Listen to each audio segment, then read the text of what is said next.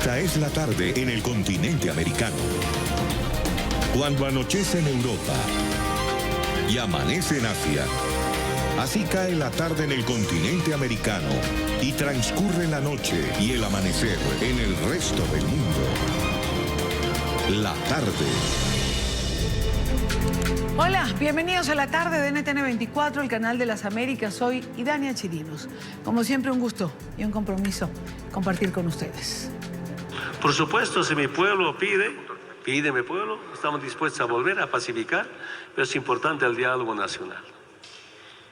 Yo siento que si no hay un diálogo nacional, estoy viendo que va a ser difícil de parar esta confrontación. Esta fue la reacción del hoy expresidente de Bolivia, Evo Morales, en su primera conferencia de prensa en territorio mexicano, tras conocerse la juramentación de la congresista Yanine Áñez como mandataria interina de Bolivia. La senadora era la siguiente en la llamada línea de sucesión, luego de la dimisión en cascada de varios funcionarios oficialistas. Las Fuerzas Armadas, el Tribunal Constitucional y el gobierno de Estados Unidos han reconocido al nuevo gobierno de transición. Mi compromiso es devolver la democracia al país, la tranquilidad al país. Voy a trabajar este corto tiempo porque los bolivianos merecen vivir en libertad, merecen vivir en democracia y nunca más se les robe el voto. Como un golpe artero y nefasto, calificó Evo Morales la juramentación de Yanine Áñez como presidenta interina de Bolivia. Ayer aparece autoproclamada la presidenta. Espero no equivocarme, no respetó la Constitución. Creo el artículo 169 661, porque cualquier renuncia tiene que ser aprobado o rechazado. Ayer aparece sin respetar la Constitución. La señora senadora es segundo vicepresidente del Senado. Ahora pueden inventar cualquier figura jurídica, pero no respetaron la Constitución.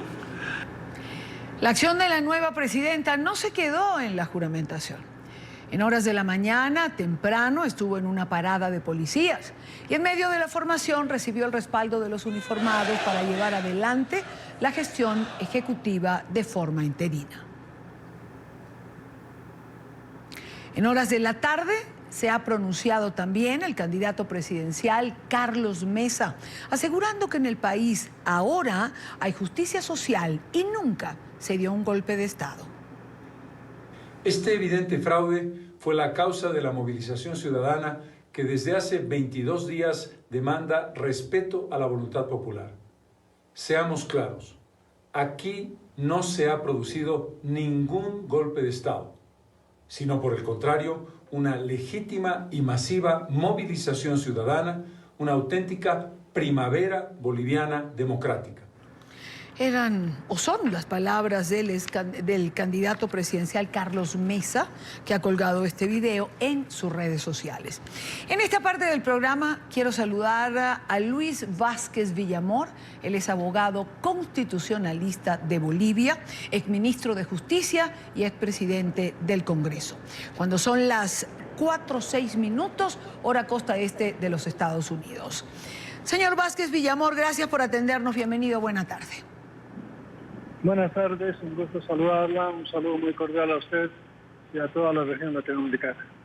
Muy amable a usted por atendernos. Decía el expresidente Morales, se pueden valer de cualquier figura, pueden decir lo que quieran, pero no se ha respetado la Constitución.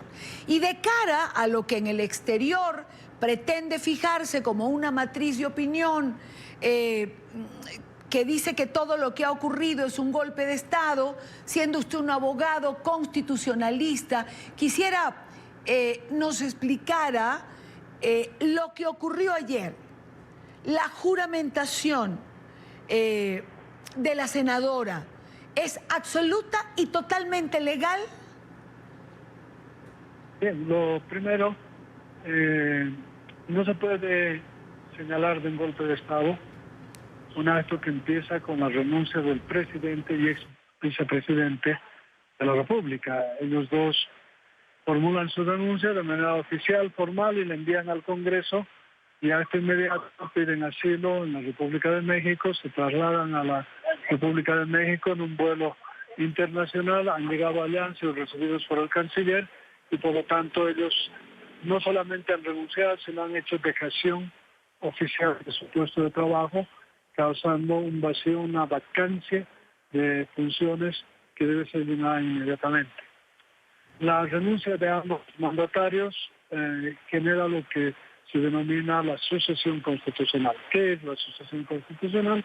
La sucesión constitucional básicamente es cuando el presidente y vicepresidente renuncian a su función.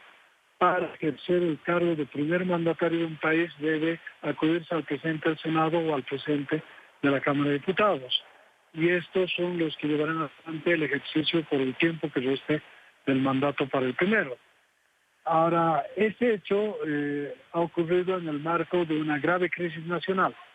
Primero, una denuncia hecha por el equipo técnico de la Organización de Estados Americanos, que ha demostrado que en la última elección general ha habido un fraude de carácter gigantesco, un fraude electoral que ha alterado de manera significativa y definitiva los resultados de la elección, con lo que el resultado que ha sido proclamado por el Tribunal Supremo Electoral es un resultado que no obedece a la realidad, que es un resultado que favorece al presidente en ejercicio en ese momento, el señor Evo Morales Ayma, y que en consecuencia la OEA no puede validar bajo ningún compromiso ninguno de estos elementos. Por lo tanto, conocido el informe de la Organización de Estados Americanos de la auditoría integral técnica que han realizado al proceso electoral de Bolivia, a las pocas horas y frente a manifestaciones de indignación en el pueblo boliviano, el presidente de la República hace pública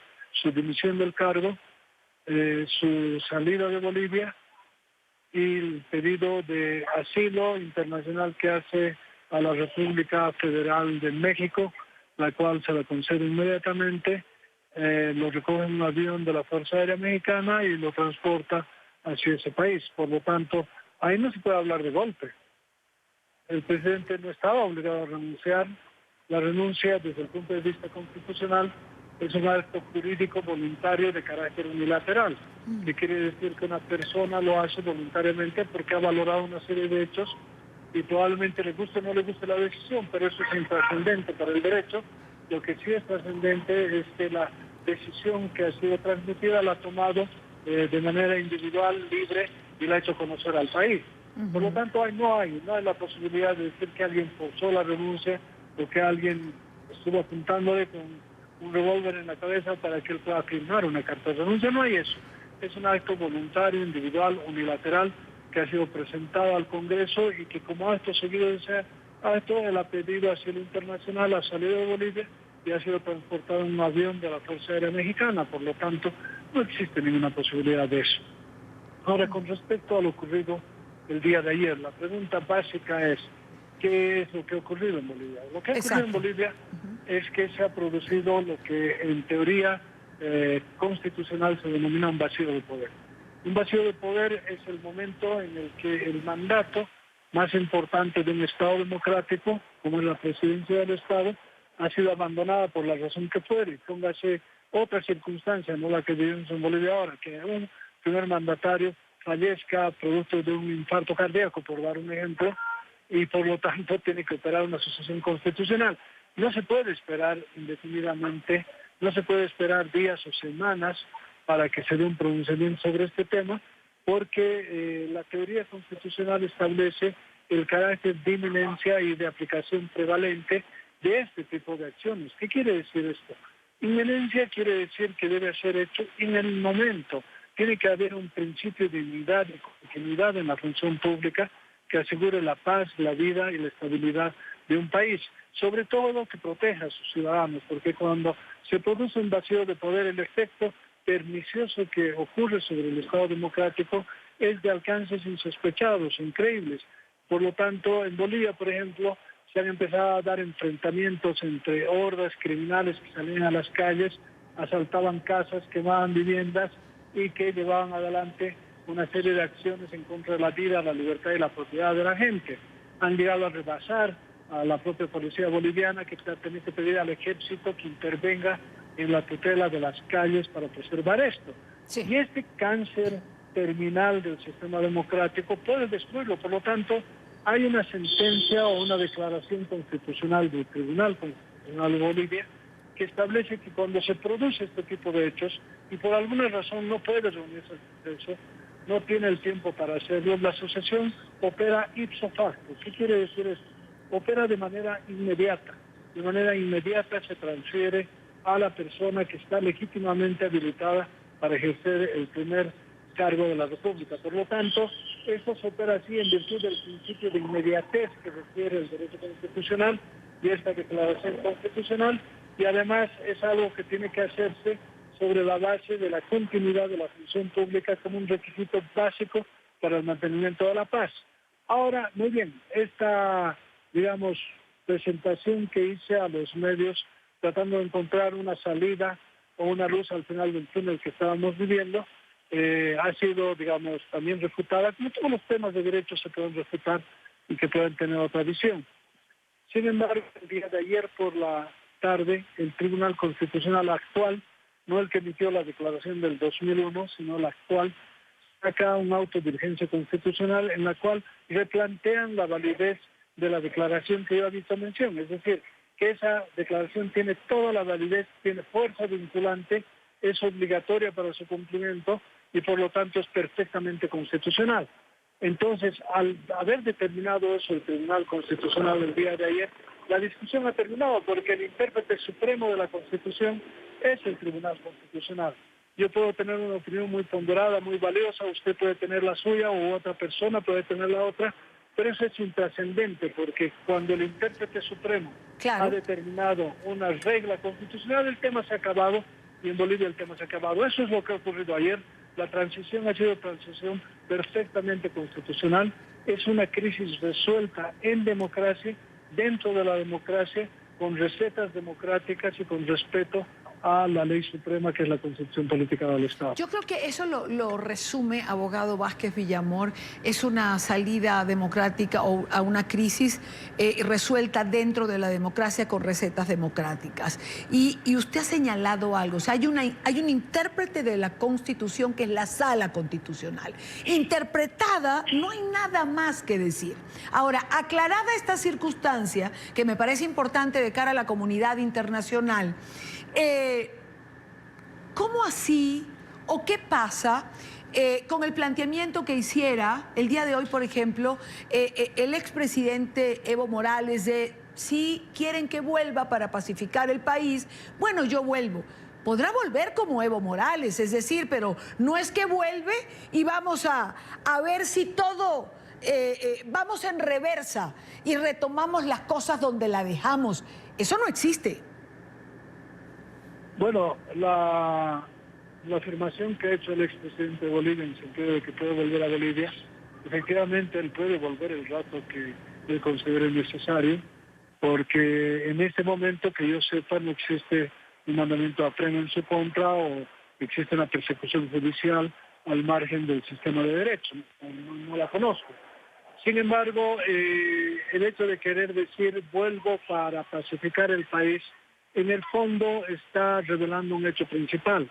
No obstante que el expresidente ha salido de Bolivia, ha pedido asilo en la República de México, sin embargo desde allí sigue mandando mensajes a través de las cuentas del Twitter y de otros mensajes que manda al país, de manera permanente pidiendo que la gente se levante, resista, le pida a su bancada que no acepte las decisiones que han tomado, que intente buscar una dualidad de poderes, que elija a otra persona que pueda llevar adelante esto.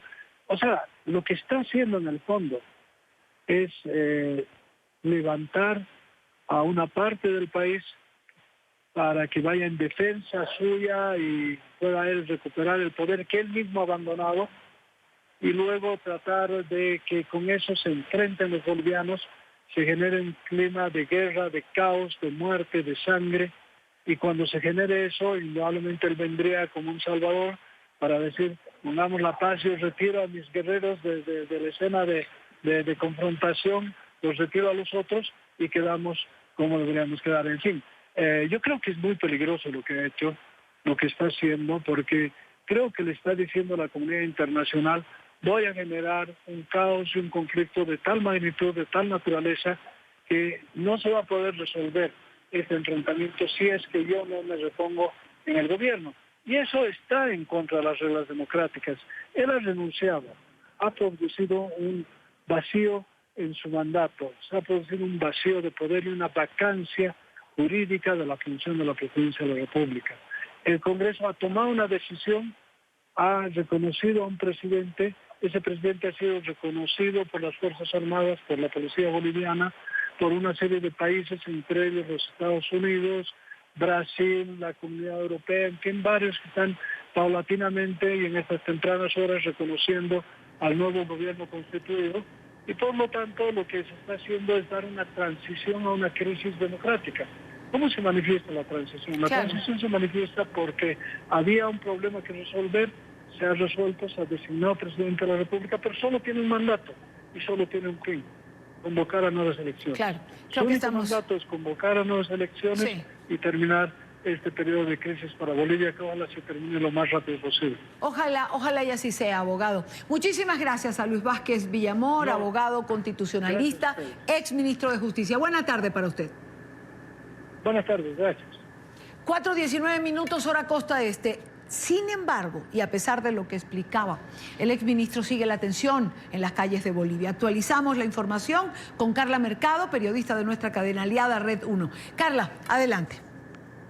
Hola Idania, ¿cómo estás? Nosotros reportándote acá desde kilómetro cero, Plaza Murillo, desde la sede de gobierno, Ciudad de La Paz, desde Bolivia. Quiero mostrarte un poquito todo lo que está sucediendo acá en el centro político que, bueno, se tiene acá en el país. Quiero que tú veas un poco. Este es el Palacio de Gobierno donde, bueno, nuevamente ya la presidenta Yanine Áñez está nuevamente gobernando. Se encuentra puertas cerradas en este momento, eso sí, porque existe bastante convulsión acá alrededor de todo lo que es kilómetro cero. Quiero mostrarte también, mira, en ese momento hay una persona a la cual ha sido retenida. Vamos a intentar preguntar por qué.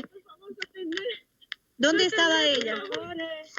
Bueno, mira, es bastante complicado esto porque, como te decía, hay convulsión social en inmediaciones de Plaza Murillo. Esto porque hay personas que no están aceptando la proclamación de Yanine Áñez como la nueva presidenta. Quiero mostrarte, acá es la Asamblea Legislativa donde se pretende, se tiene que sesionar. Sin embargo, los diputados y senadores de oficialismo, quienes pertenecen al movimiento socialismo, ellos no han asistido hasta el momento a sesionar y estar en este lugar. Sin embargo, durante esta jornada también ya se ha posesionado al nuevo mando alto militar, quienes están, bueno, tenemos ya nuevas personas quienes están comandando. Te pido sí que me disculpes un poco por los movimientos bruscos de cámara, esto debido porque vamos a intentar llegar un poco hacia donde existe el conflicto social, donde está acá, como te decía, son pocas cuadras en las cuales se está realizando estas gasificaciones.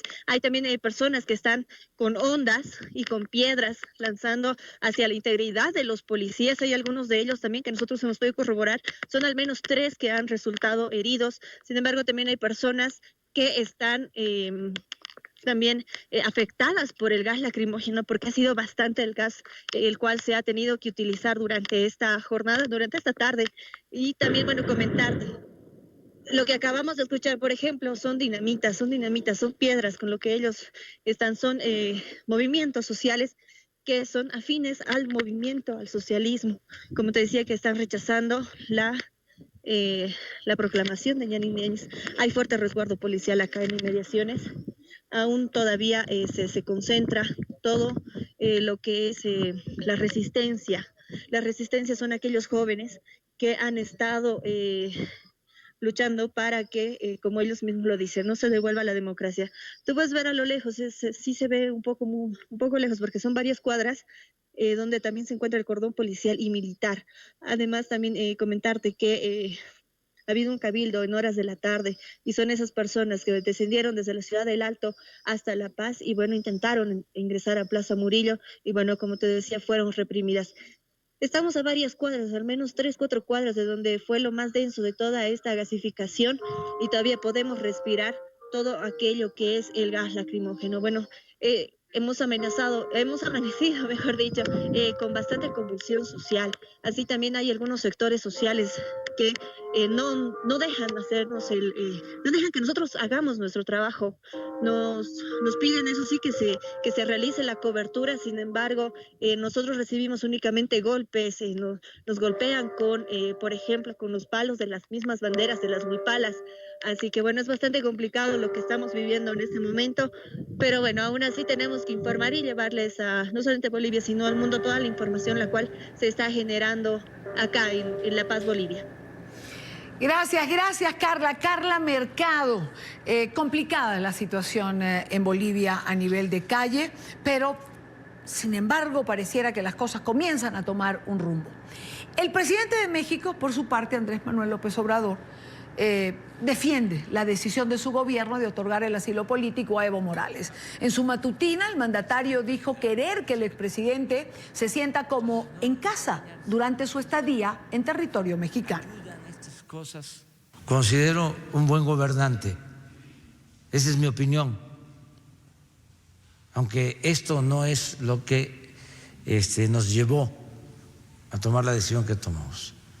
Ese presidente indígena dejó muy buenos resultados. Él debe de sentirse en México como en su casa. Bueno, como en su casa. Le preguntaremos al expresidente Morales si está cómodo. Pareciera por la forma en que se mueve y declara. Hoy dio su primera rueda de prensa, como veíamos al comienzo. El día de ayer, recordemos, el Consejo Permanente de la OEA debatió la crisis en Bolivia. Durante la sesión fue presentado el informe de la misión de verificación a las cuestionadas elecciones presidenciales. La misión encontró graves irregularidades en el sistema de cómputo, actas y la cadena de custodia de los comicios. El secretario general de la Organización de Estados Americanos, Luis Almagro, afirmó que sí hubo golpe de Estado y se dio el 20 de octubre. 15 países, entre ellos Guatemala, pidieron la pronta convocatoria a la realización de elecciones. Estarán incluidas en... Para comentar y para desarrollar este tema está con nosotros Sandra Jovel, ella es ministra de Relaciones Exteriores de Guatemala. Señora ministra, bienvenida, buena tarde, gracias por acompañarnos. Gracias, buena tarde, Dania, qué gusto escucharles y gracias por la invitación que nos hace. Igualmente para nosotros tenerla en el programa es un gusto. Ministra, pareciera que los pasos solicitados se están cumpliendo. Se ha realizado el acto de sucesión, hay una presidenta interina que además ha dejado ya claro que su función es convocar lo más pronto posible a un nuevo proceso electoral. Nosotros, como sabes, Guatemala ha reconocido a la senadora Janine Áñez Chávez como presidenta interina y creemos que ella puede llevar a un buen futuro cercano para que se convoquen a elecciones en Bolivia. Creo que lo que necesita Bolivia es en este momento preservar su Estado de Derecho y su orden constitucional.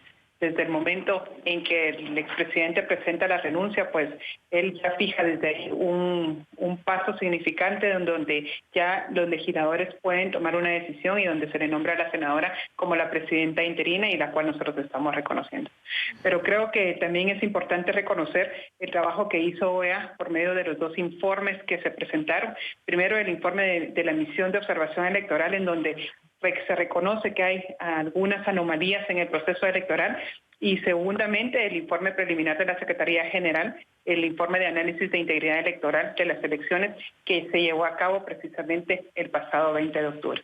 Creo que son dos momentos importantes en este proceso en el cual Bolivia lo que está buscando es preservar su democracia, su Estado de Derecho y su orden constitucional. Ministra, en esto de querer posicionar esta matriz de opinión de un golpe de Estado, le tengo que preguntar, ¿coincide usted con el secretario general Almagro cuando ayer decía sí, hubo un golpe de Estado, lo hubo el día 20 de octubre? cuando se pretendieron de alguna manera alterar el resultado o cuando se pretendió alterar el resultado electoral? Yo creo que hubo una renuncia del expresidente y a raíz de esa renuncia también obviamente obedece a que el pueblo pues necesitaba y estaba buscando el interés común del pueblo. Esa renuncia del expresidente marca esos momentos trascendentales en la vida democrática de Bolivia en este momento. Y lo importante es que ya tienen un presidente que los va a llevar a unas elecciones prontas en donde se va a preservar la democracia en ese país y sobre todo por el bienestar del país y por el bienestar de la región. En el informe presentado el día de ayer, canciller, ¿se deja claro o queda claro que no es confiable el resultado electoral que pudimos conocer en un momento determinado? Yo creo que el informe que presenta es más bien un comunicado en donde se rechazan todos los actos de violencia que se llevaron a cabo en Bolivia y llaman a la paz, llaman específicamente a los actores políticos y sociales a que esta crisis se deba dar dentro de un marco total en el respeto a la Constitución y a las leyes bolivianas y el Estado de Derecho en ese país. El comunicado también informa sobre cómo los actores políticos y los representantes de los órganos del Estado de Bolivia deben de actuar de acuerdo al mandato constitucional y reconocen obviamente el trabajo profesional que hace la OEA en este proceso. Creo que OEA juega un papel fundamental para poder llevar a cabo los procesos electorales y poder decir la transparencia por medio de la cual se llevó a cabo estas elecciones en este país. Ya que estamos, ministra, conversando, me gustaría preguntarle en relación a algo que creo que usted nos puede dar luces mejor que nadie.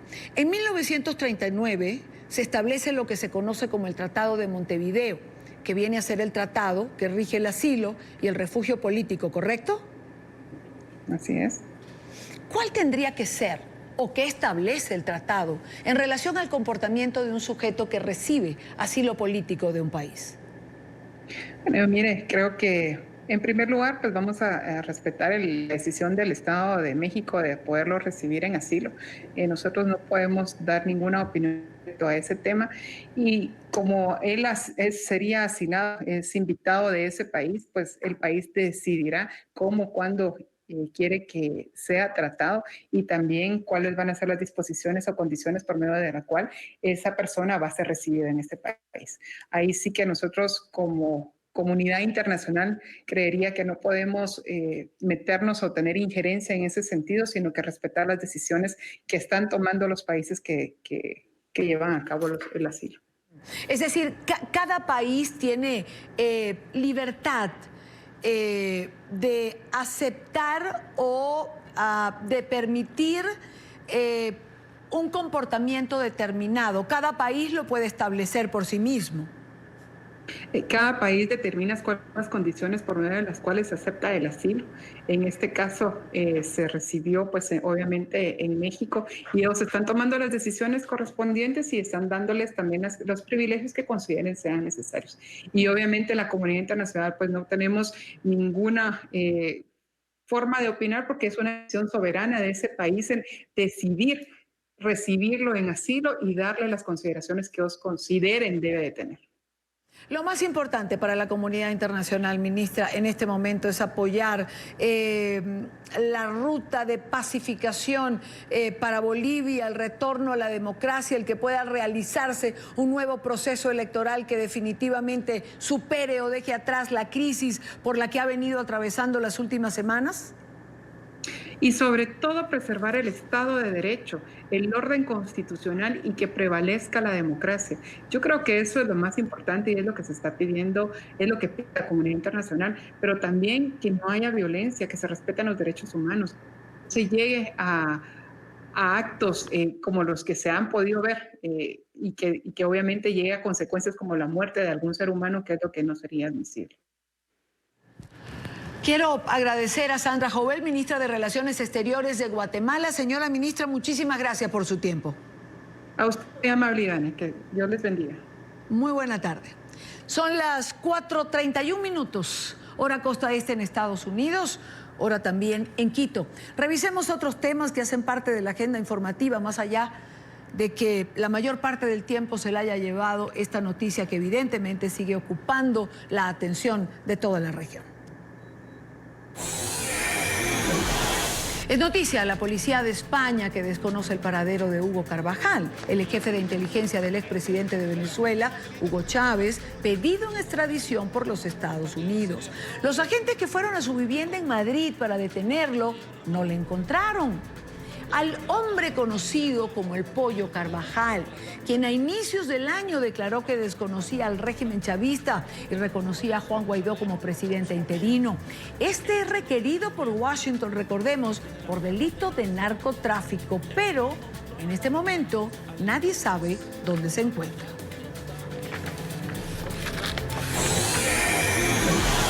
En noticia, el aniversario número 34 de la tragedia de Armero en Colombia, la erupción del cráter Arenas del volcán Nevado del Ruiz, recordemos, provocó el deshielo y la descomunal avalancha que se presenció en aquel entonces. Al menos 25.000 personas murieron.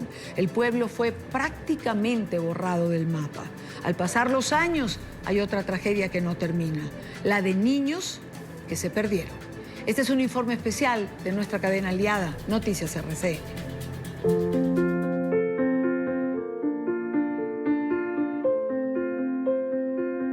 Es una situación de todos los tiempos, en todos los años que llevo buscándolo.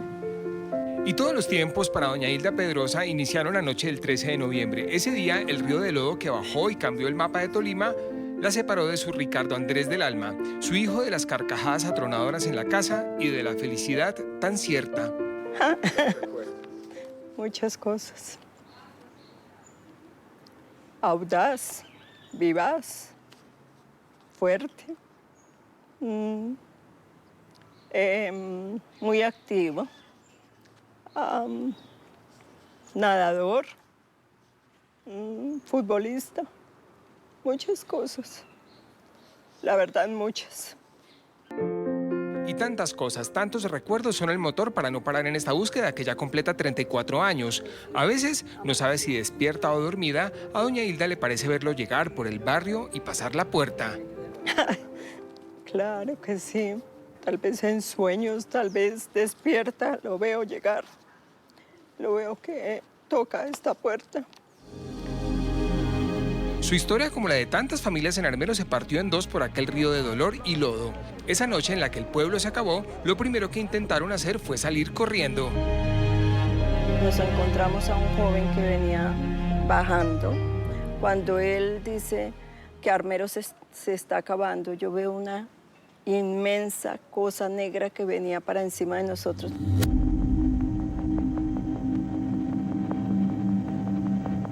Y tenía la manito de él agarrada con la mía en esta forma.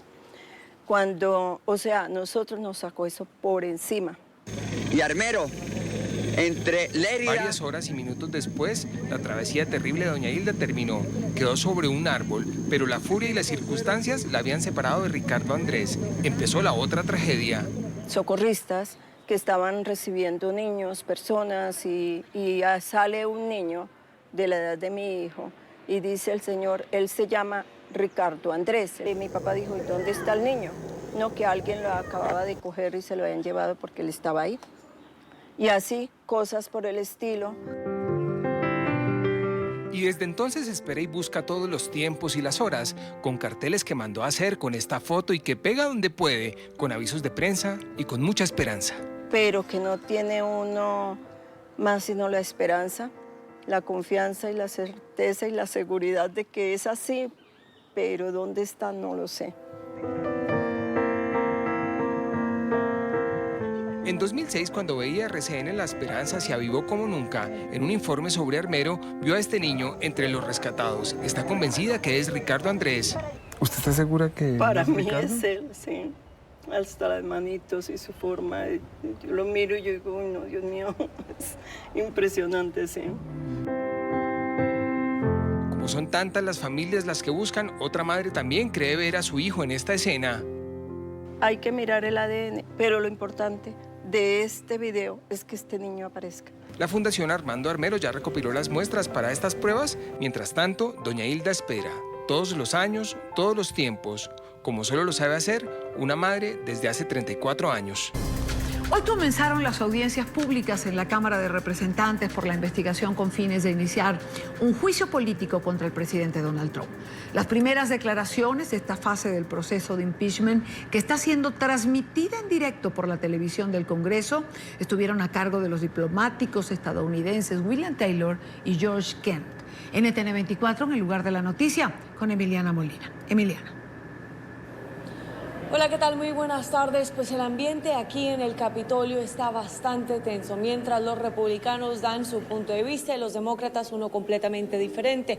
Los demócratas intentan mantener la calma y buscar el simple hecho de por qué el mandatario estadounidense supuestamente intentó presionar al presidente ucraniano a investigar a su posible rival político Joe Biden, mientras que los republicanos están tachando estas sesiones de un circo. De hecho, critican el hecho de que el presidente del Comité de Inteligencia, Adam Schiff, un demócrata, conoce hace casi 93 días la identidad del denunciante de esta llamada del pasado 25 de julio y que hasta el momento pues no ha revelado su nombre, pero recordemos que bajo una medida del Departamento de Justicia la identidad del denunciante está completamente protegida.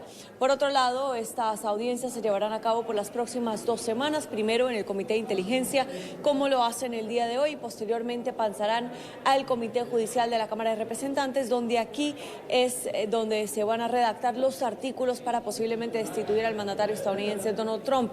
Estas audiencias públicas en Washington llegan después de que se llevaran a cabo unas 16 audiencias a puerta cerrada en la Cámara de Representantes, y el presidente del comité, Adam Schiff, abrió las audiencias del día de hoy diciendo lo siguiente. Veamos. Las preguntas planteadas para esta investigación de destitución son si el presidente Trump intentó explotar la vulnerabilidad de ese aliado. También, asimismo, invitar a la interferencia de Ucrania en nuestras elecciones. Si el presidente Trump intentó condicionar los actos oficiales como una reunión en la Casa Blanca o la asistencia militar de Estados Unidos a la voluntad de Ucrania de ayudar con 2 investigaciones políticas que ayudarían a su campaña de reelección. Los 2 testigos que están hablando el día de hoy en estas audiencias ante los legisladores están obedeciendo a una citación de los representantes. Se trata de William Taylor, encargado de negocios en Ucrania, y George Kent, subsecretario adjunto de Asuntos Europeos. Taylor, por su parte, asegura que cuando John Bolton, el ex asesor de Seguridad Nacional, se enteró de las presiones a Ucrania y del hecho de que se estaban frenando unos 390 millones de dólares en ayuda militar que ya estaban aprobados por parte del Congreso, sus palabras fueron: esto se trata como si fuera un negocio de drogas, y le pidió a sus funcionarios que le dieran un recuento de esta situación de inmediato a los abogados de la Casa Blanca. Por otro lado, Taylor también asegura que este tipo de conversaciones con Ucrania se estaban llevando a cabo por medio de 2 canales, uno regular y el segundo irregular, liderado por el abogado personal del mandatario estadounidense Donald Trump, Rudy Giuliani. Como principio general, no creo personalmente que los Estados Unidos deban pedir a otros países que lleven a cabo investigaciones o enjuiciamientos selectivos y políticamente asociados contra los opositores, a los que están en el poder, porque esas acciones selectivas socavan el Estado de Derecho independientemente del país. Cabe resaltar que el viernes se llevará a cabo otra audiencia nuevamente abierta al público. Esta vez será Marie Yovanovitch, la ex embajadora de Estados Unidos en Ucrania. Y por otro lado, pues en este testimonio del día de hoy, los diplomáticos aseguraron que múltiples funcionarios, entre estos la directora de la agencia de la CIA, Gina Haspel, intentó decirle al presidente Trump en varias ocasiones que no frenara la ayuda que había sido aprobada por el Congreso a Ucrania. Esta es toda la información que tenemos desde el Capitolio en Washington. Emiliana Molina para NTN 24. Gracias, Emiliana, gracias por la información. Por supuesto, hay 2 maneras de ver lo que está ocurriendo, con un enfoque demócrata o un enfoque republicano. Es decir, ¿es un circo o es una investigación determinante para el país? De esto quiero conversar con nuestro próximo invitado, Robert Valencia, analista político, quien nos atiende en Nueva York. Señor Valencia, bienvenido. Buena tarde para usted. Gracias por su tiempo. A usted muchísimas gracias por la invitación, siempre es un placer estar acá. Igual para nosotros tenerle. Señor Valencia, ¿es un circo, como dicen los republicanos, o es una investigación determinante para el país, como dicen los demócratas?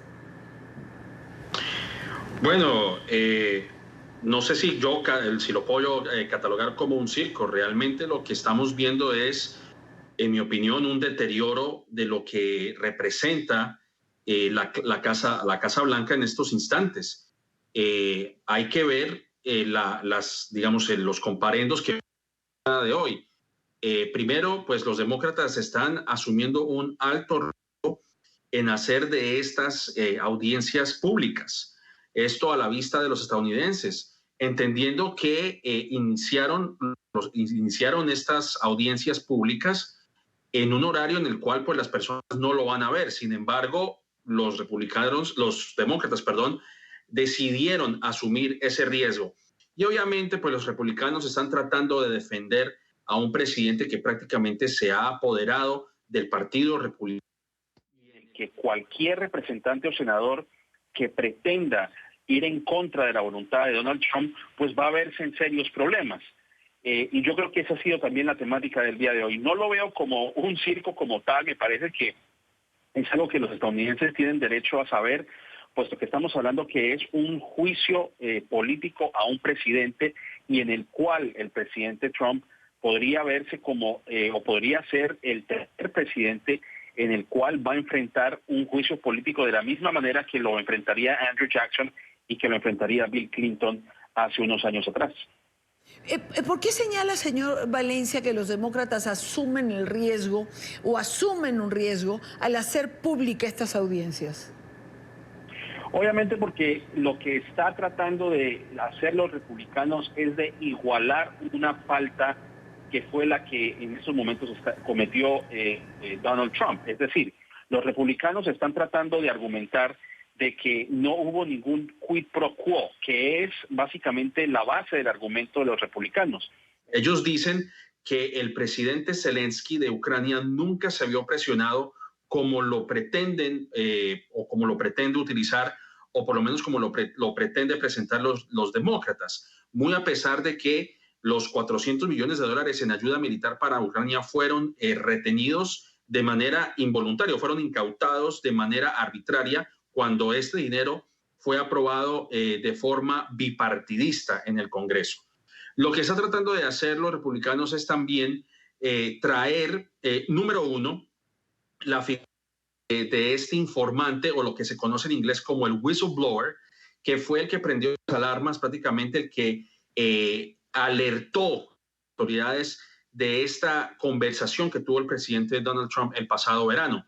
Así que aquí todo es cuestión de óptica realmente para el estadounidense promedio que no conoce a ciencia cierta cómo es un proceso de juicio político. Por eso me refiero a que en cuanto a la óptica están asumiendo ese riesgo de que los republicanos efectivamente puedan presentar al presidente Trump como una víctima más de una treta que está tratando de hacer los demócratas para evitar que el presidente sea reelecto. Y eso fue precisamente uno de los puntos que uno de los representantes republicanos señaló en la tarde de hoy. Evidentemente el contexto y evidentemente siendo un año electoral, el año siguiente, el que está por comenzar, ya prácticamente en unos días no podemos dejar esto de lado, ¿no? Ahora, más allá de que esto concluya con una destitución o no, a su juicio, es un evento político que daña la credibilidad, que lamina la credibilidad del presidente Trump, que termina dañando su imagen y en esto hay un riesgo, y allí comparto esto con usted, terminará fortaleciendo su base dura. Sí, y esa es una muy buena pregunta y yo lo veo desde dos vertientes. Supongamos que el presidente va a ser destituido. Primero, para eso tiene que ocurrir lo siguiente, que la Cámara Baja apruebe o vote a favor de que se haga un juicio político del presidente Donald Trump. Ese juicio político va a ser trasladado al Senado, que es el juez, prácticamente es la institución que va a determinar si el presidente Trump merece ser removido de su cargo. Y como ya hemos explicado en varias ocasiones, pues para que eso se dé se necesitan 2/3 del Senado. Como para los que no saben, son 100 senadores los que componen esta institución. De esos 100 tienen que haber por lo menos unos 67 o 62 senadores que estén a favor de una remoción, de una destitución del presidente Donald Trump. No se sabe si esa cifra se puede llegar a alcanzar porque los republicanos, aunque han tomado este proceso con seriedad, de acuerdo con algunos reportes, pues todavía están respaldando al presidente Trump y quieren evitar que él sea destituido de su cargo. Sí, claro. Ahora, si el presidente Trump sobrevive a esta nueva tormenta política, y me refiero a nueva porque obviamente pasamos la fase de las investigaciones de Robert Mueller y ahora estamos viendo esta nueva fase de investigación. Si el presidente Trump sobrevive a este nuevo juicio político y efectivamente gane las elecciones del próximo año, de cualquier manera, y ese fue uno de los puntos que se mencionó el día de hoy, se le está dando carta blanca para que continúe con este comportamiento poco ortodoxo de un presidente. Esto es darle vía libre a que un presidente como Donald Trump pueda volver a tener este tipo de situaciones en las cuales puede llegar a extorsionar a otro gobierno a cambio de favores personales. Entonces yo lo que considero es que si este comportamiento de Donald Trump de forma errática continúa después del año 2020, cuando asuma un nuevo término, pues yo creo que inevitablemente el presidente Trump no va ni siquiera a terminar su segundo mandato si es que es reelegido, porque estamos viendo que es un patrón de comportamiento en el cual el presidente Trump, que ya lo sabíamos desde un comienzo, no actúa como un político normal. Él no es un político. Así que vamos a ver si al paso de los años, si llega a ser reelegido, va a continuar con ese comportamiento que va a seguir deteriorando su mandato y por ende también va a hacer quedar mal pues a los republicanos, que son los que han apoyado pues este tipo de comportamiento del presidente Donald Trump. Y una última pregunta, señor Valencia. Los demócratas insisten en preservar la identidad de quien devela la información y los republicanos pujan por conocerla. En este pulso, ¿quién cree usted que gane al final? ¿Hay alguna posibilidad de que lleguemos a conocer la identidad de este hombre? Yo considero que no. Me parece que existen reglamentos en los cuales le permite salvaguardar la imagen de esta persona que fue la que informó o por lo menos reveló estas informaciones. Porque yo creo que aquí lo más importante, y yo creo que es la visión general de estos procedimientos, es la manera en la que se deben preservar las leyes y lo que compone prácticamente este país a nivel constitucional, a nivel institucional, a nivel legislativo. Lo que se está procurando es mantener esa esencia, porque lo que pasa es que estaríamos abriendo un nuevo precedente. Y vuelvo y me remito al caso que acabo de mencionar. ¿Qué precedente se está estableciendo a partir de lo que hemos escuchado el día de hoy? Si el presidente, vamos a ponerlo en los coloquiales, se sale con la suya y logra salir bien librado de esto, esto quiere decir que estamos abriendo un nuevo precedente en la forma en la que un presidente debe comportarse. Está bien que un presidente retenga ayuda que es vital para un país como Ucrania, que está enfrentando también un vecino bastante hostil como es el ruso.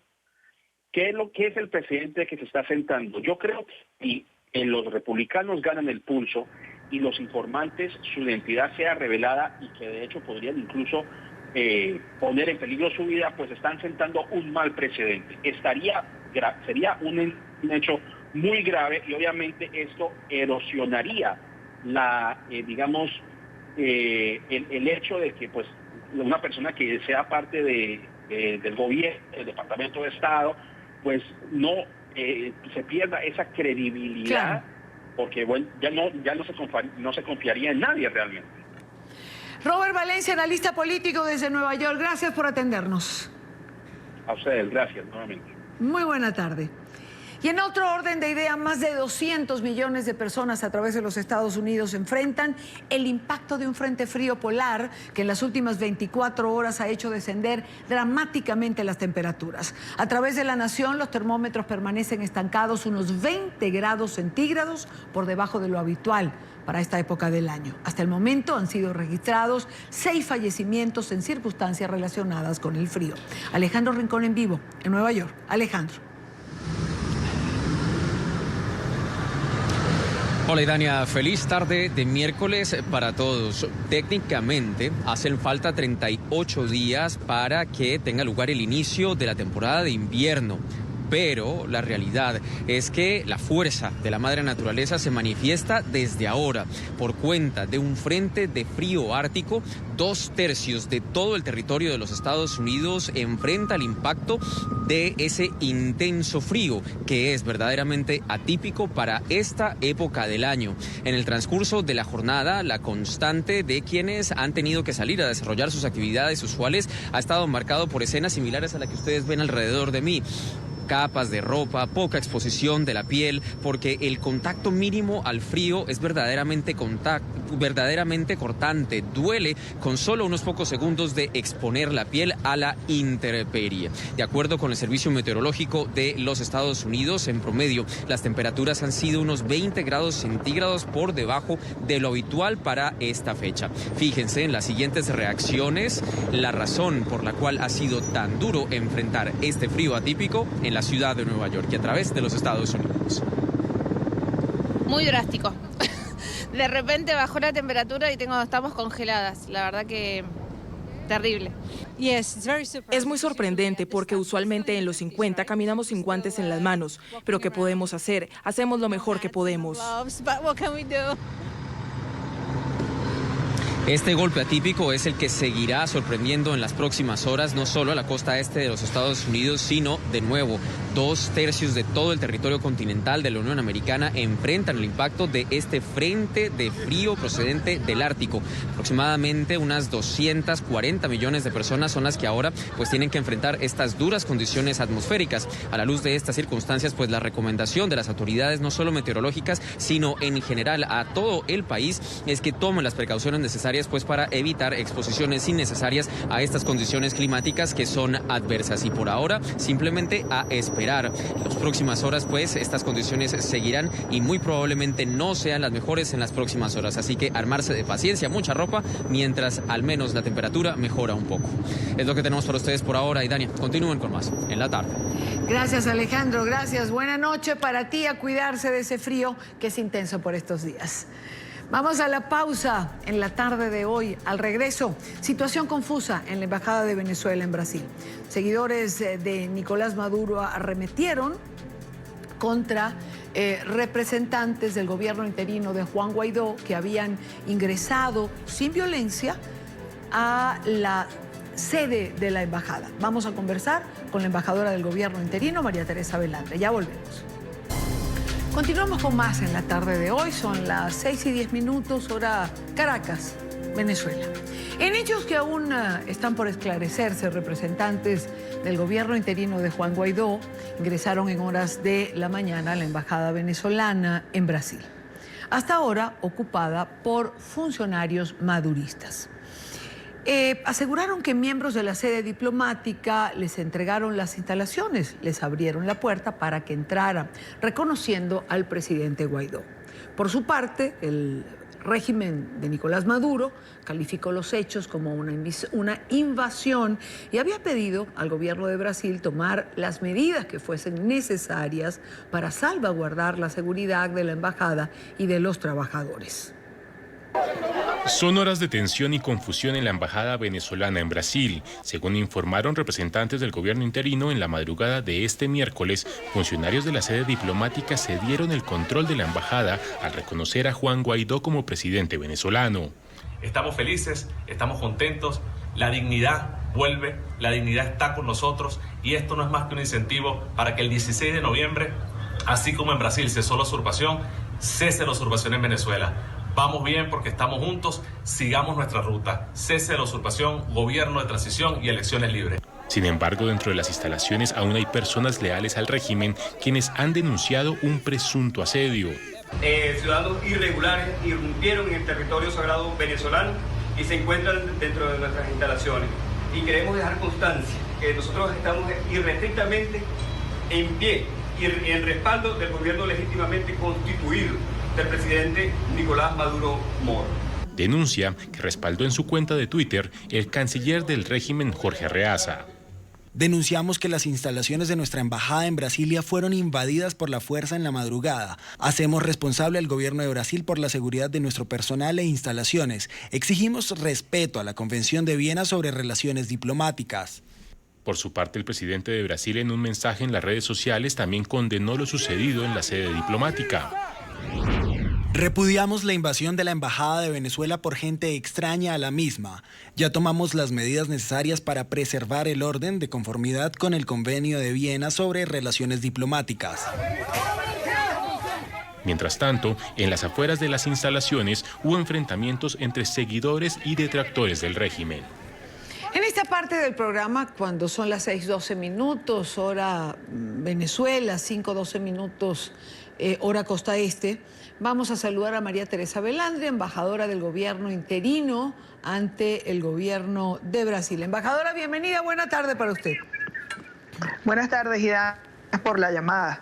No, gracias a usted por atendernos. ¿Qué pasó? Vamos a comenzar por el principio, como dicen. ¿Qué pasó hoy en la Embajada de Venezuela en Brasil? Bueno, recibimos de funcionarios de carrera de la embajada, los cuales manifestaron que ellos reconocían al gobierno del presidente Juan Guaidó y que en consecuencia podíamos acceder a los espacios de la embajada ellos. Y así lo hicimos, de manera pacífica, con el control remoto, con las llaves de seguridad. Es decir, ingresamos con los funcionarios que no solamente reconocieron al presidente, que entregaron de manera voluntaria y pacífica las de la embajada en Brasil. Inmediatamente nos comunicamos con el Ministerio de Relaciones Exteriores, con el canciller Ernesto Araújo, también con el director para las Américas, el embajador Pedro Miguel Costa, también con la unidad de policía militar, el 5º Batallón, que es quien presta servicio de seguridad a las embajadas acreditadas en esta ciudad. Transcurrió, digamos, un par de horas y se presentaron a presentar fuera de la sede grupos realmente muy exaltados, allí liderados por el general de división Manuel Antonio Barroso, agregado militar del régimen en Brasil, quien además, para que lo recuerden, fue el presidente de Cadivi por 8 años, acompañado de un grupo de personas no venezolanas de otras nacionalidades, muy violentos, que además agredieron verbalmente, casi llegando hasta la agresión física, a los valientes funcionarios de la policía militar que estaban custodiando nuestras instalaciones. Valiéndose de su rango militar, irrumpió a la fuerza en nuestra embajada y allí se produjeron unos hechos violentos donde hay 2 personas heridas, no son de gravedad, y procedieron entonces en una suerte de arrebato eufórico a llevarse por delante todo lo que encontraron, que son las imágenes que ya ustedes vieron.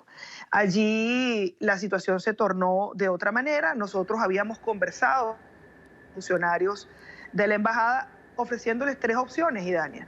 Sí. La primera, agradeciéndole a los funcionarios que se colocaron del lado del gobierno legítimo. La segunda, invitando a todos aquellos que quisieran trabajar con nosotros, que son bienvenidos.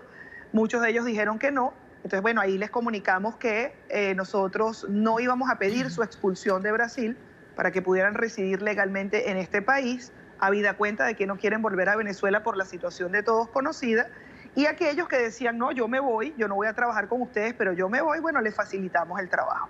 En ese proceso de negociación estábamos cuando se produjo el evento violento. Allí, finalmente, luego de muchas horas de negociación, fueron llegando cada vez más grupos civiles convocados por las autoridades ilegítimas, usurpadoras de la embajada, miembros de los partidos políticos brasileños afectos al oficialismo en Venezuela, y la situación se tornó realmente un tema de seguridad para nosotros, que estábamos poniendo en riesgo pues la vida de todo nuestro personal, y allí, de conformidad con las autoridades brasileñas, pues decidimos abandonar la sede pacíficamente como entramos. Pero vamos a aclarar ciertas cosas, embajadora, que me parece importante, sobre todo de cara a quienes nos están escuchando. Usted es la embajadora, el gobierno de Brasil, vamos a empezar, ha reconocido al presidente interino Juan Guaidó. Y usted ha sido reconocida como representante diplomática, como embajadora ante el gobierno del Brasil. ¿Es así?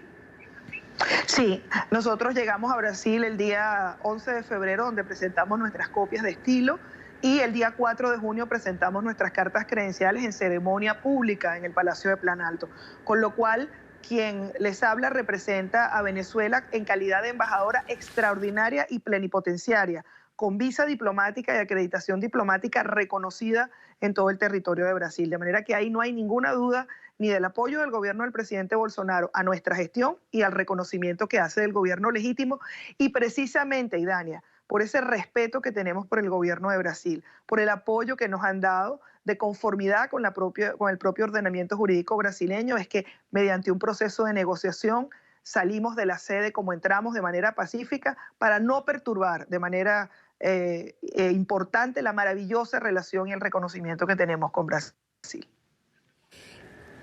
Yo creo que no hay ninguna duda en relación a eso.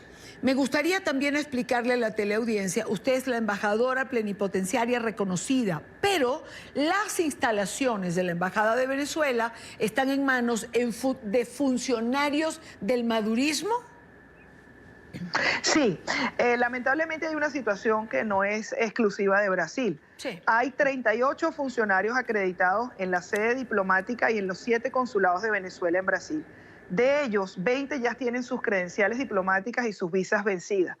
Pero hay que respetar los derechos y los intereses de Brasil, que no quisieron tomar una acción de expulsarlo, y nosotros los acompañamos diciéndoles que tampoco pedíamos la expulsión, porque eso significaría una acción recíproca por parte del régimen, como ocurrió con el tema de El Salvador. De manera que manejamos esto diplomáticamente, pero lamentablemente, Idania, la sede de la embajada está secuestrada por ellos, no trabajan para los venezolanos, no dan información, los teléfonos repican y nadie los atiende, están cobrando los trámites en efectivo para engañar a las personas, para decirles que les van a entregar un pasaporte o que les van a certificar un documento sin que haya ningún tipo de controles, y no abren la puerta. Sencillamente los venezolanos en Brasil no son asistidos por el régimen, porque todo venezolano que está en el exterior para ellos es enemigo. A diferencia de nuestra embajada, que sin recursos y con mucha voluntad estamos cumpliendo con los requerimientos de los venezolanos a lo largo y ancho de Brasil. De manera que aquí no hay ninguna duda de dónde vino la violencia, quién la generó, cómo fueron llegando grupos. Además, ya en final de la tarde llevaron baños portátiles, empezaron a llevar comida, es decir, ellos pretendían acampar allí, y debo decir muy lamentablemente acompañados de partidos políticos de Brasil, que todos sabemos cuál es su tendencia política.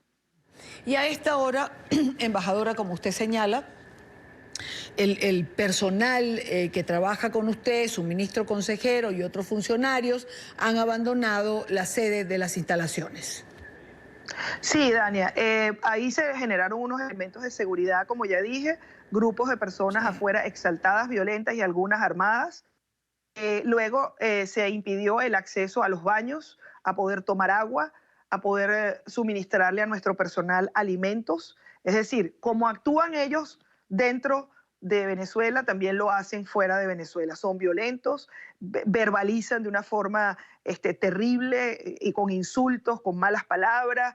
Lo hicieron con los propios funcionarios de la policía militar, como ya señalé. También lo hicieron de manera muy grosera con un funcionario de la Cancillería, al cual debo agradecer personalmente todo su respaldo y apoyo, que es el director de Inmunidades y Privilegios, Marcelo Correia, que estuvo allí acompañándonos de manera franca, directa, decidida, y que tuvo que soportar una serie de insultos inaceptables.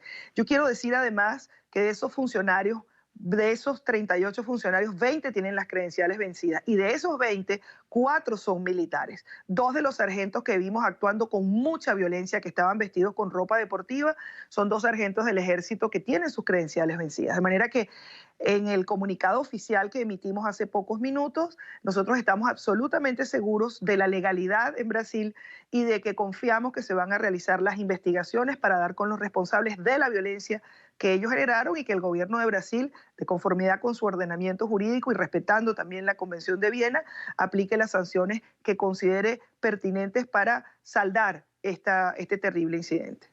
Embajadora, hay algo que cuesta entender, porque no tiene una explicación lógica.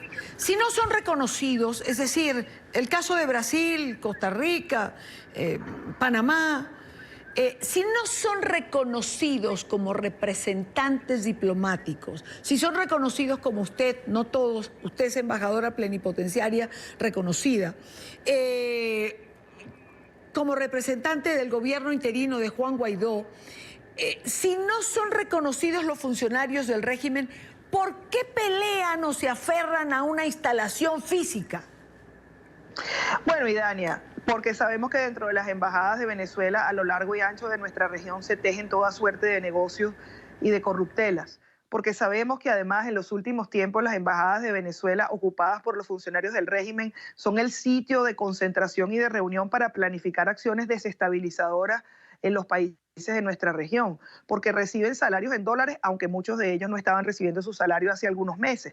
Yo quiero referirme a un aspecto administrativo, si me lo permite, y es que los funcionarios locales, es decir, los funcionarios brasileños que trabajan en nuestra delegación diplomática, tienen ya varios meses que no reciben su salario, con lo cual no están asistiendo a la sede. De hecho, hay una demanda de los funcionarios locales contra el régimen de Nicolás Maduro por falta de pago de sus salarios, a los cuales también conversamos con ellos y le dijimos que estaban garantizados todos sus derechos laborales. Se están aferrando a un espacio, a un lugar, más no a una función que debería ser la de defender los derechos de los venezolanos residentes. Y hay que entender que cada país tiene sus propios intereses y que si bien nos apoyan, también tienen la obligación de defender a sus nacionales dentro de Venezuela. Y eso es lo que quizás explica por qué algunos países han dado el paso de expulsar en 48 horas a los funcionarios del régimen y otros, a pesar de que tienen un reconocimiento, como es nuestro caso, pues evidentemente no terminan de dar el paso de expulsarlos para evitar que les cierren sus delegaciones diplomáticas en Venezuela porque tienen intereses que cuidar. Entonces esto es un equilibrio que hay que mantener entre los que son nuestros derechos legítimos porque estamos reconocidos y los intereses de los gobiernos también que son importantes. María Teresa Velandia, embajadora del gobierno interino de Venezuela ante el gobierno de Brasil. Embajadora, buena tarde. Muchísimas gracias por atendernos. Muchísimas gracias, Idania. Buena tarde para usted.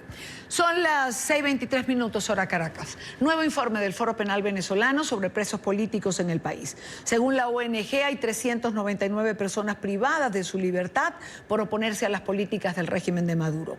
Entre los detenidos hay 109 militares y 20 mujeres. En Caracas, Oliver Fernández tiene el reporte. Oliver. La expatriación pareciera tomar fuerza. La libertad de Vasco da Costa está condicionada al destierro. Mi hermano Vasco, desde el 17 de septiembre, es supuestamente un hombre libre. Pero la condición de su libertad es que abandone el país. Pero mi hermano Vasco no va a abandonar el país si sus causas no son liberadas. Vasco no puede ir a Europa a curarse, a sentirse bien, dejando a sus 6 causas en el infierno de Ramover. Expatriar como una suerte de concesión está prohibido en la Constitución. Es ilegal. No puedes expatriar a una persona de su país, ni siquiera como sanción penal está prevista esa deportación forzada de personas. De manera tal que sí, podría darse en este caso. Es decir, si no hay libertad para todos, no estamos solucionando el problema. Ese es el punto medular de todo esto. 399 presos políticos se dice fácil, pero detrás de cada número hay una historia, una familia, un mundo incierto y trastocado por la injusticia. Que mi vida esté paralizada significa que mi papá no pueda estar en momentos importantes. Si yo no tengo 18 años, yo no puedo enfrentarme a la vida sin el permiso de mi papá y de mi mamá también en los momentos. Mi hermano, que tiene 14 años, no puede salir del país porque no tenemos un permiso de mi papá que pueda autorizarlo. Y como eso, son muchas otras cosas que paralizan la vida de una persona por el que la persona esté presa en una cárcel militar. El pequeño grupo que se denomina opositor y que está negociando con el régimen debe explicar por qué no han cumplido con las excarcelaciones.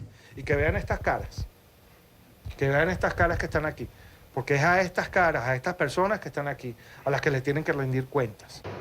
Son 399 presos políticos y más de 8.000 tienen régimen de presentación desde el año 2014. En Caracas, soy Oliver Fernández, NTN 24. Gracias, Oliver, gracias por la información. Nos acompaña en esta parte del programa Sandra Hernández, esposa del sargento mayor Luis Alexander Bandre Figueroa. Señor Hernández, muy buena tarde, gracias por estar aquí.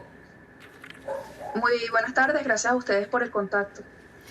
Vamos a refrescar un poco la memoria a nuestra teleaudiencia. Su esposo está preso por haber liderado una sublevación en un comando de la Guardia Nacional en el mes de enero, ¿es así? Sí, así mismo es. Mi esposo liderizó esta sublevación junto a 24 guardias nacional que en este momento lo acompañan en la cárcel militar de Ramo Verde, donde se encuentran actualmente recluidos.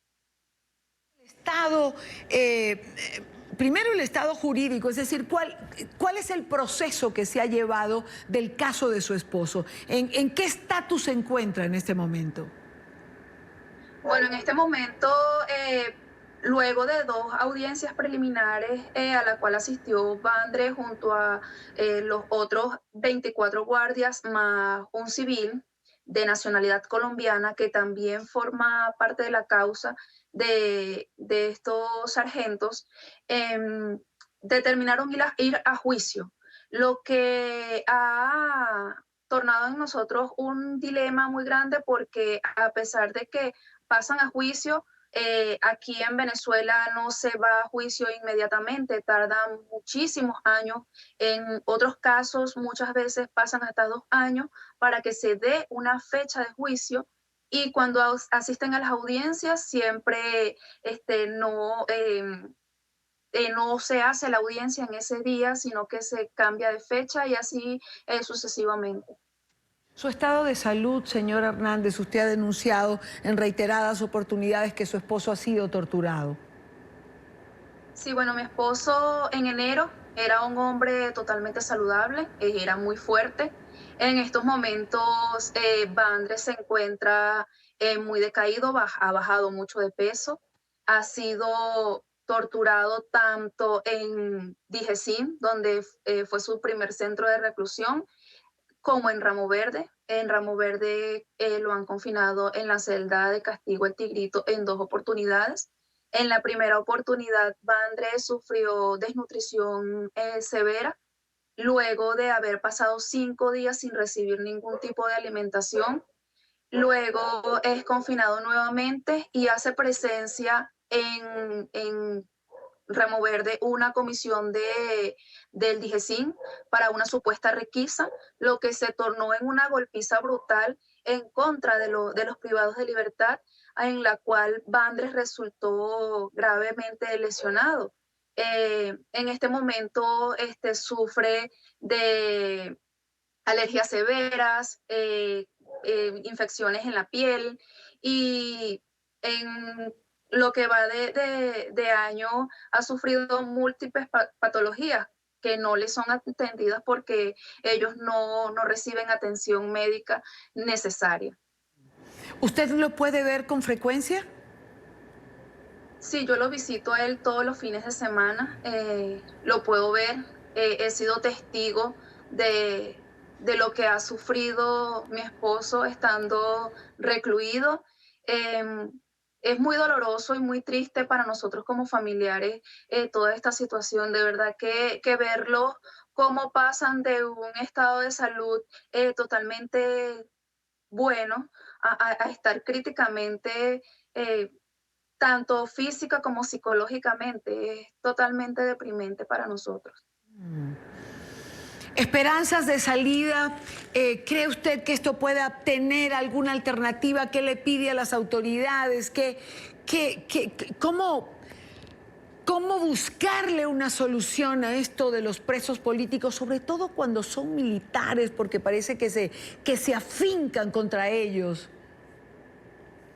Bueno, yo tengo mi fe y la esperanza puesta en Dios, y yo sé que el régimen no va a liberar militares, porque lo que yo creo, y te soy muy sincera, es que el gobierno sabe que los militares no están a favor de él, y a él le conviene que los militares presos políticos se mantengan presos, se mantengan recluidos. ¿Por qué? Porque para ellos, para el régimen, los militares constitucionalistas son una amenaza. Así es. Quiero agradecer a Sandra Hernández, esposa del sargento mayor Luis Alexander Bandre Figueroa. Gracias por estar con nosotros y compartir lo que es su historia. Bueno, muchas gracias a ustedes por la oportunidad, y quisiera hacer un llamado al pueblo venezolano de que es momento de dejar a los líderes a un lado y convertirnos nosotros mismos en líderes y luchar por nuestra libertad que tanto merecemos. Los amo, muchas gracias por el apoyo y por tomar estos segundos para tomar mi caso en cuenta. Muchas gracias. No, gracias a usted por estar aquí. Continuamos con más en la tarde de hoy. Tras el paro general de este martes en Chile, que nuevamente desencadenó en disturbios, en horas de la mañana se pronunció ante la prensa el general de Carabineros, Enrique Monras, quien refirió incendios, saqueos y violentos enfrentamientos ocurridos en el país en las últimas horas. Chile ha sido escenario de tensas protestas antigubernamentales en el último mes, en rechazo al alto costo de la vida, en rechazo a medidas económicas que se exigen, y ahora también por un cambio de constitución. Al término de la jornada de protestas antigubernamentales, el presidente Sebastián Piñera anunció 3 acuerdos nacionales como una salida para la crisis del país, que incluyen, como decía, una nueva constitución. 176 carabineros lesionados en la región metropolitana y 165 en provincia. Además, una persona civil fallecida en provincia producto de un accidente de tránsito en una manifestación. Señalar también los ataques a cuarteles. En el día de ayer y durante la madrugada se atacaron 19 cuarteles. Además, señalar que detenidos en la región metropolitana fueron 209 y en provincia 640, un total de 840 personas detenidas por diferentes situaciones. Esta situación en las calles, los saqueos y la imposibilidad de mantener el comercio activo ha causado estragos en la economía chilena. En esta parte del programa está con nosotros Juan Pablo Suet, economista, presidente de la Asociación de Emprendedores de Latinoamérica. Señor Suet, muy buena tarde, gracias por acompañarnos. Hola, mucho gusto en saludarlo a todos ustedes. ¿Se ha medido el impacto que estos actos de vandalismo, saqueos, han tenido o están teniendo sobre la economía de Chile? Sí, mira, hasta la fecha tenemos casi 10.000 micros, pequeñas y medianas empresas afectadas por saqueos, incendios y robos principalmente. Eso ha generado que a la fecha ya se hayan perdido cerca de 60.000 puestos de trabajo, lo que es casi medio punto de desempleo para nuestro país.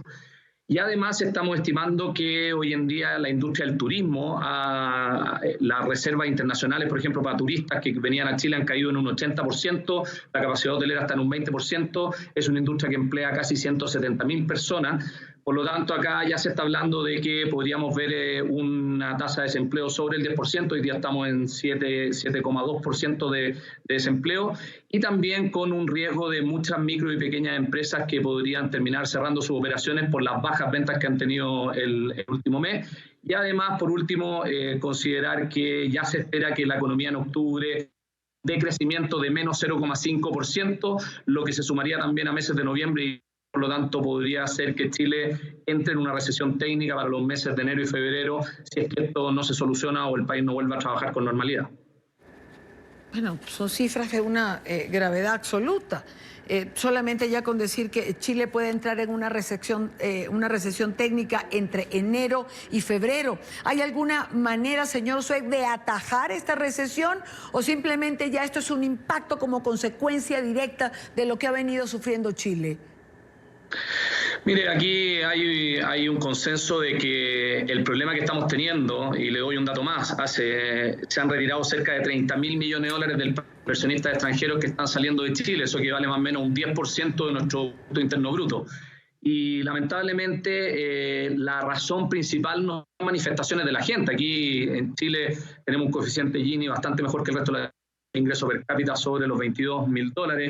Es una economía que genera muchas oportunidades, tenemos muchos compatriotas latinoamericanos emprendiendo y trabajando acá, pero lo que hay detrás de esto no son las manifestaciones de la gente que lo hace en paz, lo que hay detrás de esto es un caos, una incapacidad del gobierno y del Estado de hacer frente a los actos vandálicos, a la delincuencia, y hay una sensación de falta de Estado de Derecho, ¿no? Lo que ven acá los inversionistas, lo que ve la gente que no está consumiendo, lo que ven las empresas que están despidiendo gente, es que aquí no se ha hecho frente de parte de la clase política de manera importante a la violencia que está ocurriendo en Chile. Las policías están sobrepasadas, hay un cuestionamiento importante a que sean los militares los que en Chile, por la historia todos conocida que tuvo Chile en dictadura y por las violaciones humanos que hubo en su minuto. Por lo tanto, hay una especie de callejón, hay una especie de poca salir de esta situación que pasa directamente por volver a la normalidad, pasa directamente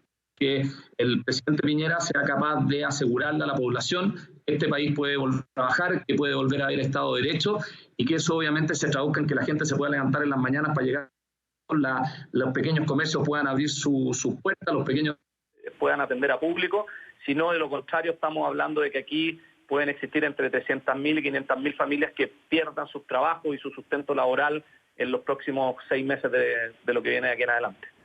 Entiendo, señor Sued, que hoy se produjo una reunión con el presidente Sebastián Piñera. Usted estuvo presente en la misma. ¿Se le transmitió esta angustia y sobre todo esta parte donde usted señala esto del callejón sin salida y que todo pasa porque el presidente o el gobierno del presidente Piñera pueda transmitir la seguridad que se puede levantar para ir a trabajar, que se puede invertir y que esa inversión que se haga no se va a perder en manos de este vandalismo que ha azotado a Chile en las últimas semanas? Sí, se conversó muy abiertamente con el presidente, se le entregaron los números de las tasas de desempleo a las cuales podríamos llegar, conversamos acerca de la posibilidad de la recesión técnica en Chile, algo inédito para una situación política. Los únicos meses en que Chile no ha tenido crecimiento positivo han sido por los terremotos del 2010 y principalmente por desastres naturales, pero nunca por una crisis política. Y además también se hizo un llamado a la clase política. Aquí en Chile, obviamente, como en muchos otros países, tenemos partidos de extrema izquierda, de extrema derecha, pero aquí lo que ha fallado es el centro político, porque literalmente es un país que hoy día está muy polarizado políticamente, es un país que para tomar estas decisiones de que vuelva el Estado de Derecho, que vuelva la tranquilidad para las personas, que lo pide el 80% de la población, se requiere que muchos partidos de la centroizquierda, con los partidos de la centroderecha, empiecen a tomar decisiones en conjunto. Y en ese sentido, al presidente se le ha visto muy abandonado, aparte de la clase política, no ha sido capaz todavía de consensuar con ellos cuáles son las medidas que se van a tocar. Se ha abierto una nueva constitución, se ha abierto a muchos cambios, que es lo que estaba exigiendo la calle políticamente, pero el salto que falta en Chile es que el centro político, ese 70% de chilenos, 80% de chilenos que piensa más en el centro y no en los extremos de nuestro país, se pueda poner de acuerdo para buscar una solución pacífica a esto, para que vuelva el Estado de Derecho, vuelva la tranquilidad de los inversionistas para poder invertir y que desde ese punto de vista empecemos a construir el nuevo Chile que queremos, pero no desde cero como quieren algunos sectores hoy día desde la extrema izquierda. Bueno, pero es que, ese cero... Comenzar a construir de ese cero pareciera que es comenzar a construir desde la tierra arrasada. Es decir, acabemos con todo y de ahí vemos que se puede levantar. Porque lo que no se puede entender es que se vaya contra la economía, que finalmente es la que da sustento al pueblo chileno. Lo que no se puede entender es que con actitudes como las que se han visto hasta este momento, señor Sued, alguien pueda estar de acuerdo en que el fin último sea que aproximadamente 500.000 familias puedan quedar desempleadas en los próximos 6 meses? ¿O es que lo que se busca es el caos total?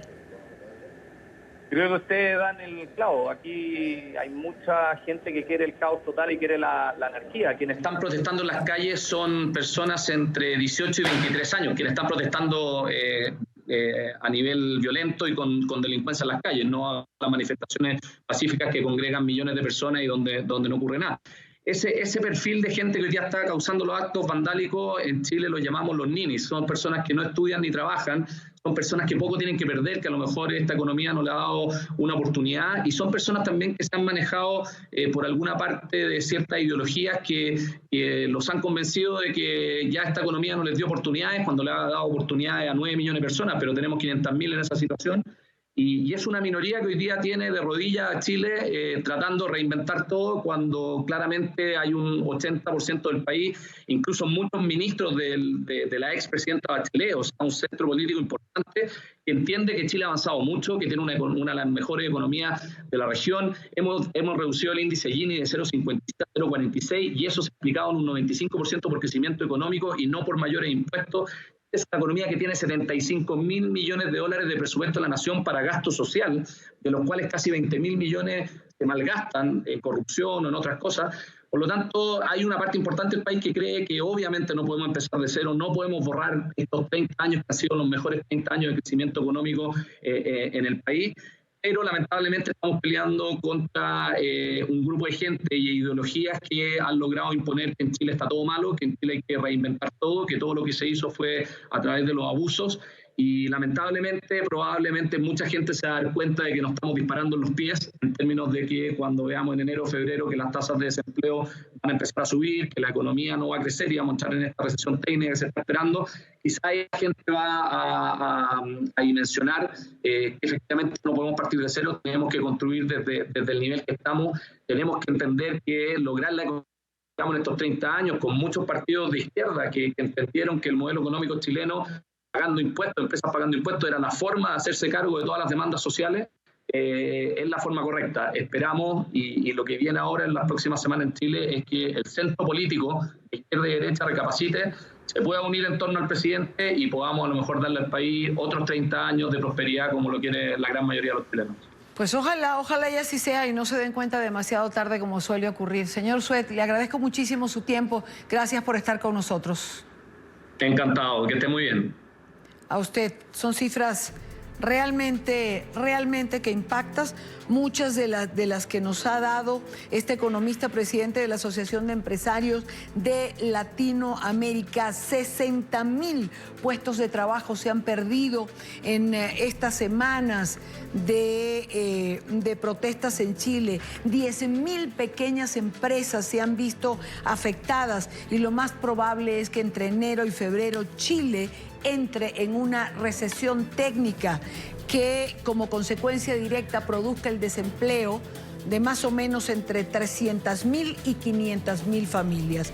Son cifras que ponen sobre la mesa lo que ha significado para Chile estos días de protesta y destrucción que muchos realmente no entendemos a cabalidad.